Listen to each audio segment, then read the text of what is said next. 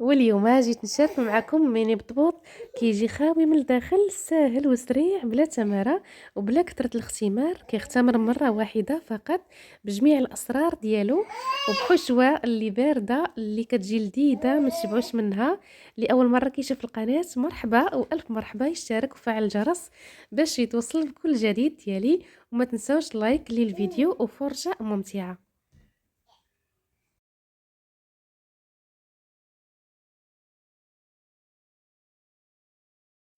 وبسم الله على بركة الله. عندي هنايا في قصعة اولا في العجانة اللي كتفضلوا. عندي هنايا زلافة ديال القمح اولا زلافة ديال الفينو ديال دقيق القمح الصلب ناعم جدا.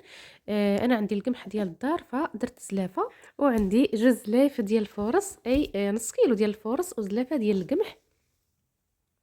الا بغيتو تعبروا بالكيسان فراه جوج كيسان ديال القمح وربعة الكيسان ديال الفورص اي الدقيق الابيض. غادي نغرب لهم كيف ما كتشوفوا.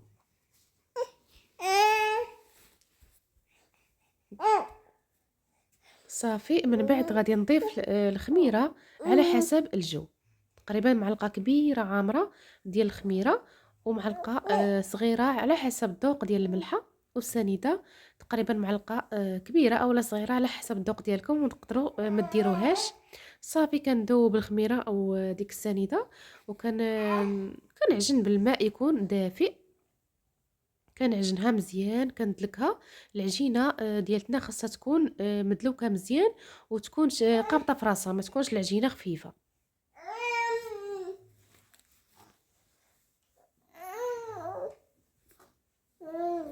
دغيا كندلكوها غير بيد وحده حيت المقادير قلالين، ولكن تبارك الله راه كيخرجوا لينا كميه اللي وفيره بالنسبه للمبتدئات. الا بغاو يجربوا فيديروا غير نصف الكميه باش يغلبوا عليها.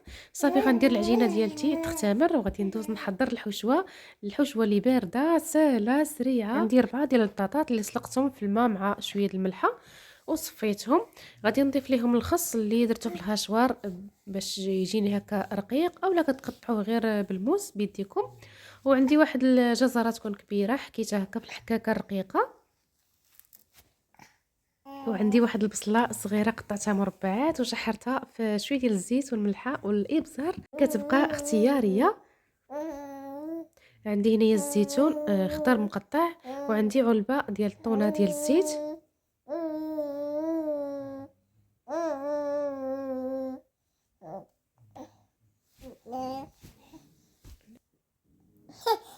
غادي نحاول نفتتو مزيان، ومن الاحسن تستعملوا نوعيه اللي جيده باش كيجيكم المذاق ديال هاد الحشوه زوين.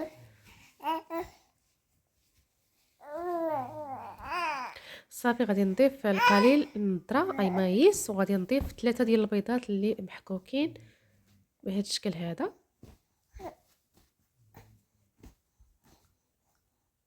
وغادي نجمع بالمايونيز، وراه رجعت ضفت الملح والابزار وواحد نص فلفله حمراء مقطعه هكا مربعات رقاقين، غير ما تشداتش ليا ما عرفتش داك المقطع مشى ليا. صافي خلطتها وخليتها جانبا، ودزت هنايا العجينه ديالتي من بعد ما اختمرات. غادي نحاول نقطعها هكا قطع اللي صغيره، وإلا بغيتو توزنوهم فانا درت فيهم 32 غرام للحبه. صراحه الطريقه هذه جاتني انا احسن من الطريقه اللي كنعرفوا اللي كتسرحي العجينه وكتقطعي هكا بالسيركل. صراحه تبقاو لينا هذوك ديك الشيطه ديال العجينه، وكتبقاي عاوتاني دلكي فيها وتقطعي فيها. فهاد الطريقه هذه جاتني احسن، عمليه، وما كتبقاش لينا العجينه نهائيا، يعني كنكوروا العجينه ديالتنا كامله صافي، نقرصوها وكنخبزوها، ما كتبقاش لينا العجينه شايطه. صافي هنا كيف ما شفتوا راه كنستعمل بالقليل درت انا الدقيق ديال القمح اولا الفينو اللي كتفضلوا. كنا نديرهم هكا كويرات، وكان نرشهم هكا بالطحين. صافي في البلاصه انا ما خليتهمش اختمروا المره الثانيه. ملي كنسالي الكميه ديالتي راه انت يعني حنا كنخدموا فيهم وهما كيختمروا في نفس الوقت.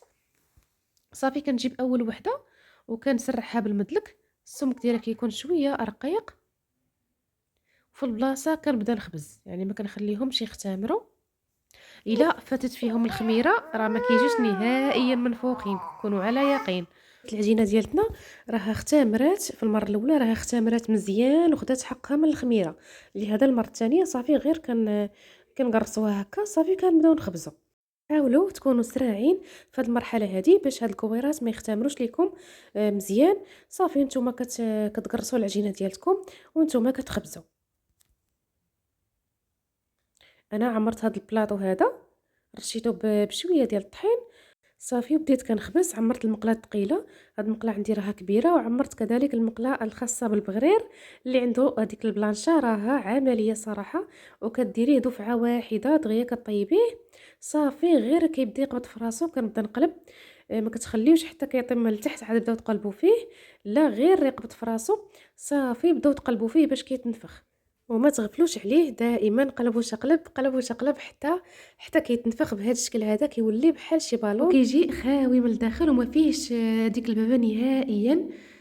صراحه هذا الميني بطوط كيستحق انكم تجربوه. وإلا عجبكم الفيديو كثروا ليه اللايكات باش يوصل لاكبر عدد من الناس. كاين بزاف ديال المبتدئات اللي ما كينجحش ليهم بهذا البطبوط ميني بطبوط، اولا حتى بالنسبه للبطبوط الكبير فراه نفس الطريقه. صافي كيف ما قلت لكم ما نغفلوش عليه دائما، غير يقبض في راسو كنبقاو نقلبوه ونشقلبوه حتى كينتفخ بهذه الطريقه هذه. وبالنسبه لهاد المقله هذه راه كتكون خفيفه، فما تجهدوش ليها النار، على نار تكون مهيله باش ما يتخطفوش لكم في الطياب. وحاولوا فيما بديتوا تخبزوا تمسحوا المقله ديالتكم، يا اما هاد المقله الصغيره او المقله الثقيله. حاولوا تمسحوها بداك الفائض اللي كيبقى ديال الدقيق، كيبقى هكا يتحرق وكيدير الدخان، وكيجيو كذلك كيجيو هكا تيولي فيهم داك الشيء كحل. فحاولوا تمسحوا المقله ديالتكم باش كيبقاو هكا نقيين. صافي راه كيف المقلاة الثقيلة كيف المقلاة ديال الطفل، راه نفس الطريقة، راه كلهم كيجيو منفوخين.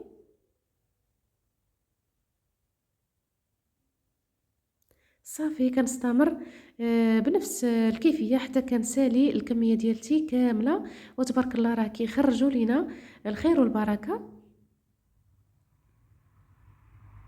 انا راه نص عمرته والنص احتفظت به في المجمد، حيت تبارك الله راه كيخرج كمية كثيرة.